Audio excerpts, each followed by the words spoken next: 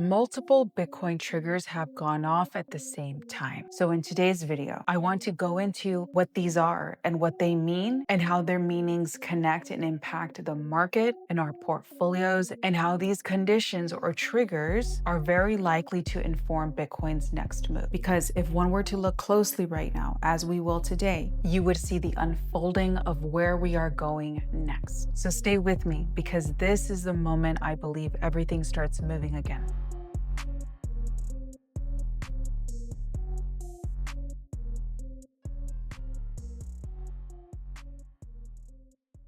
All right, before we get into the exact triggers, let's zoom out and take a look at the bigger picture, because there's something else brewing between the lines. Recently, we've seen, if you've been following the news, that tensions have been rising across capitals. Trade officials, finance ministers, and central bankers, everyone is suddenly being very, very precautious and careful with their words, understanding they have the power to move markets, which oftentimes has a backlash on their own market. We've heard from Treasury Secretary Bessent, who went on the record during IMF week stating, "This is China versus the world," he said, "not just a US-China problem." He even went on to say that Washington was coordinating with Europe, Australia, India, Canada, essentially every major ally they have, to form a unified response to Beijing's growing influence. That one sentence, he said, hit harder than any chart or policy paper could have. Because when the world's top finance minister says it's China versus the world, it's not diplomacy. It's alignment. And most importantly, it's a warning. It's the start of something bigger than trade. It's the early stage of global economic divide, or as he said himself, decoupling from China and China's market. He did go on to say he does not want this to happen, and that it does not have to happen, which was a nice caveat disclaimer in allowing for resolution talks to happen. So I'm happy for that personally. However, China fired back within hours, warning it would fight until the end, they said, over new tariffs and restrictions. And markets heard that loud and clear, and volatility exploded. Investors didn't need translation. They knew and know what this means. It means escalation. And behind all of it, what is very interesting is an entirely different conversation was happening. Ben Brown, an agricultural economist from the University of Missouri, said this next round of talks that the US has with China isn't about soybeans anymore. It's about critical minerals and magnets, which you would have heard in depth if you watched yesterday's video. We know that these rare minerals are the building blocks of the future economy. We're talking about batteries, energy grids, missile systems. So we see right now that the US and China are battling it out. They're drawing lines around who controls the materials that power the next century. So while headlines have been circling around the conversation of tariffs and trade talks, the markets have been feeling something deeper, a slow, irreversible split between the East and the West. Then we heard from Jerome Powell, quietly pulling the biggest lever in finance. He announced the Federal Reserve may stop shrinking its balance sheet, meaning this would be the end of quantitative tightening. And Bloomberg added that it's an important shift to preserve liquidity in funding markets. Essentially, this is central bank talk or speak, where the money printer is warming back up. And Arthur Hayes put it bluntly, I think it's a little funny. He said, QT is over, quantitative easing is over, back up the truck and buy everything. So we can feel a bullish change in sentiment in the market from those who understand what these announcements mean. And this is the hidden pivot I wanted to talk about that always sets off the next risk cycle. Every Bitcoin rally of the past decade has begun the same way, where liquidity returns, real yields fall, and risk capital rushes back into assets that can't be printed. It's a setup so perfect it almost feels scripted. Global tension, market crash, liquidity injection. It's like every trigger for the next cycle fired up at once. And then, of course, we know we've heard from Trump announcing that there will likely be a new stimulus check going out. We have yet to hear more about that, but he has said that it's going to be based off of the tariff revenue the US has been making through this whole tariff imposition. So now let's shift gears and talk about what's going on with Bitcoin itself. And here's what makes this moment different. Despite all the panic, Over 90% of Bitcoin's supply remains in profit. And according to Glassnode, this means the market is healthy or near a local top, since it essentially means investors are up positively on their Bitcoin holdings compared to the price point at which they bought in. So very healthy indeed. And as a reference, during the FTX and Luna collapse, that number dropped below 65%.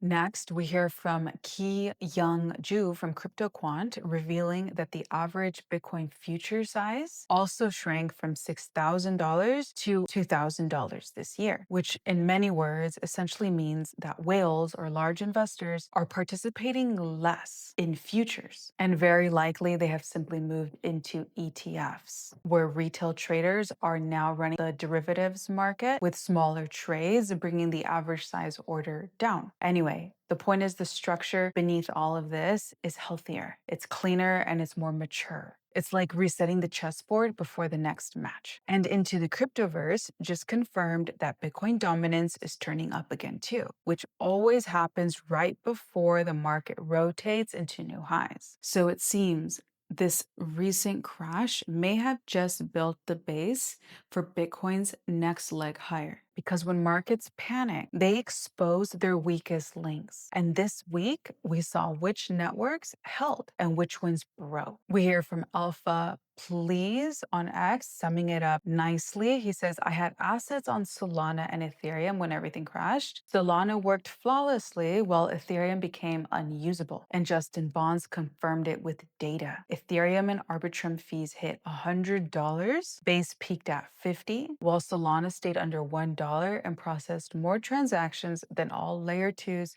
combined. So think about that. The same chaos that froze Wall Street actually became Solana's proof of concept. The chain that everyone once called experimental and even questioned. I know I was even a little worried about how it would perform under pressure or during a black swan. I was just curious if it was going to break again because it's done that in the past. It ended up proving itself through the biggest stress test in crypto history. And institutional money we see noticed. We see Kathy Wood from ARK Invest just bought an 11.5% stake in Soulmate, a Solana-based treasury firm. This isn't a gamble, and it's positioning because Solana's performance under pressure just validated its infrastructure for real-world finance. Just think about it. What finance company would not want to build on the only blockchain that flowed flawlessly during an enormous crash? And here's where it gets very interesting. That same day, global DeFi activity on Solana spiked, while Ethereum gas costs pushed traders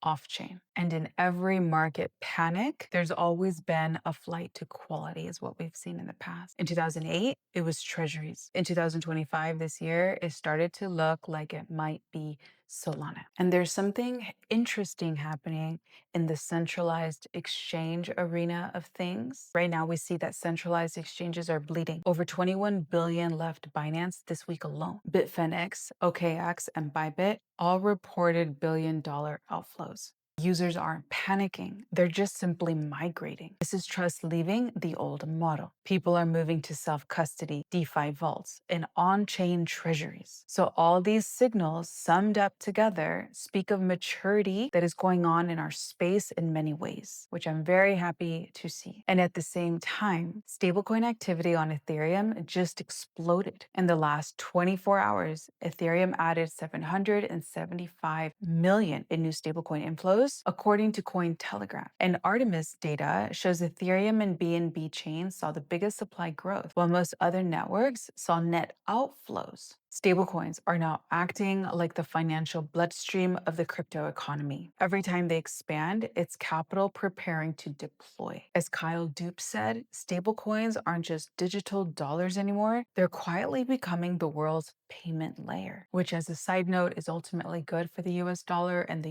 US as a nation and as a global reserve currency, because we know stablecoins are denominated by the US dollar. Anyway, moving on. So while retail moves their coins coins and their tokens off of exchanges, corporations are buying them up. Bitwise Q3 report shows 172 public companies now hold 1.02 million Bitcoin, worth $117 billion. That's up 40% in just 3 months. Strategy, Mara Holdings, and Metaplanet led the charge, and whales are following suit. CryptoQuant data shows large holders have flipped positive for the first time since last year, since 2024. And Coin Bureau confirmed the 1-year trend has turned upward again. And historically, that signal has always aligned with multi-month bull runs. So I don't believe the bull run is over. And this is what we see forming here right now, is the perfect storm setup. Retail supply tightening, corporate demand rising, and whale accumulation reactivating. And when this combination hit, the price action tends to lag behind the fundamentals until it suddenly doesn't. It's like the whole slowly and suddenly quote you hear. And here is where everything connects. While the US prepares to seize 127,000 Bitcoin, valued at around $15 billion, from a Cambodian-based criminal enterprise with ties to China. Very interesting. And this actually happened yesterday if you want to go read more about it. The point is, this marks the largest cryptocurrency forfeiture in US history, according to the DOJ. Meanwhile, Wall Street is racing to build real infrastructure on that same blockchain. S&P Global just partnered with Chainlink to publish its stablecoin stability assessment directly on chain. This means institutions will soon be able to access S&P's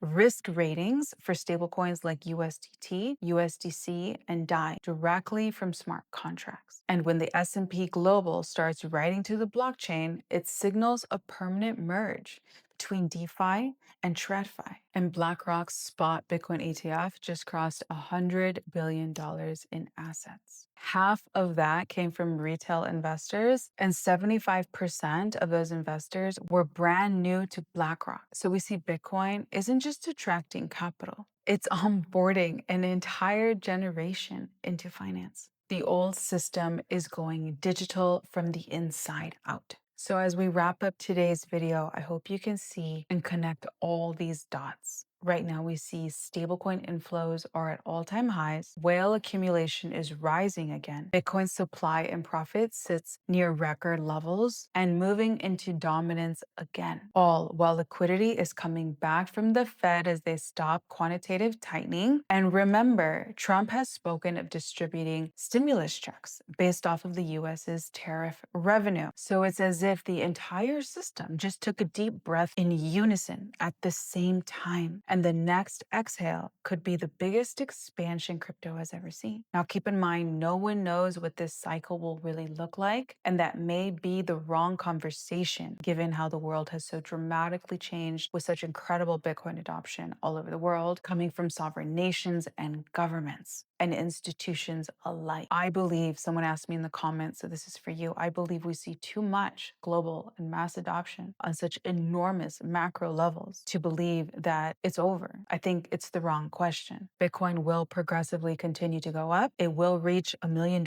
in the very near future. And as it does, it will serve as the largest marketing campaign to the crypto market, attracting more retail investors. It may not be all at once, although I think it's coming, but they will continue to enter. And we know Jerome Powell is to retire and be replaced with President Trump's choice of a Fed chair replacement, whom you know will be bullish and very likely to keep interest rates very favorable for economic stimulation. So we can expect very good market conditions coming in the next year, starting soon with all of this news. In the meantime, there will be some turbulence, but I don't see it. I'm not comparing this cycles chart with past charts. If you're a trader, then maybe you think this is wrong and that's how you base yourself, but that's not what you're getting here at my channel. What you're getting at my channel is fundamental news based off of fundamental facts. And if we look at these facts, there's just too much global adoption for it to stop. There may be hiccups and corrections along the way, but ultimately Bitcoin's going to the moon, as they say, and it's taking the crypto market with it. Now, that doesn't mean this bull run will look like past bull runs where everything flies. I think it will look different. So that's why we track the news, we track charts, we still do TA here, and it's my goal to keep you informed on the daily basis, Monday through Friday, so you know where we are and know how to make decisions accordingly. So I hope that answers your question. I love you guys very much, and I'll catch you guys here in my video tomorrow.